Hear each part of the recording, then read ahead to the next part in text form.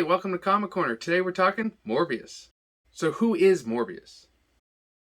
Michael Morbius was born in Greece from a single mother, grew up with a fairly fatal blood disease, which actually kept him in isolation as a child. As a Nobel Prize winning biologist later in life, specializing in human and animal biology, with a medical degree in hematology, Michael Morbius would then attempt to cure himself of his rare and fatal blood disease. This is where things would take a monstrous turn. Through experimental procedures using bat DNA and bat blood, this is where Morbius actually obtained his vampiric superhuman abilities and his physical traits. As a pseudo-vampire, Morbius actually shares some of the benefits that a traditional vampire would have, including superhuman strength and speed, as well as flight, enhanced senses like night vision and echolocation, and the ability to actually hypnotize people. But being a pseudo-vampire is not all sunshine and rainbows. Morbius does share some of the similar weaknesses that a vampire does, including weakness to sunshine.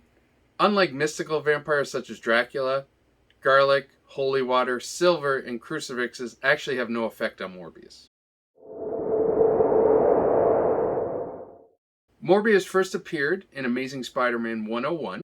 This issue marked the first in the series that Stan Lee was not the credited writer on. Instead, we've seen writer Roy Thomas take the lead in combination with Gil Kane to help create Morbius. This first appearance of Morbius marked a huge step forward for Marvel. At the time, this gave them their first monstrous, horror-based villain to put in the Spider-Man series.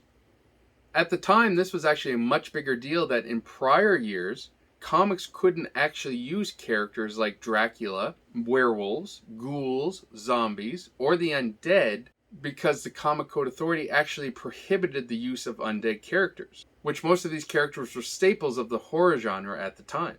One way Marvel did get around this was actually calling Morbius the Living Vampire.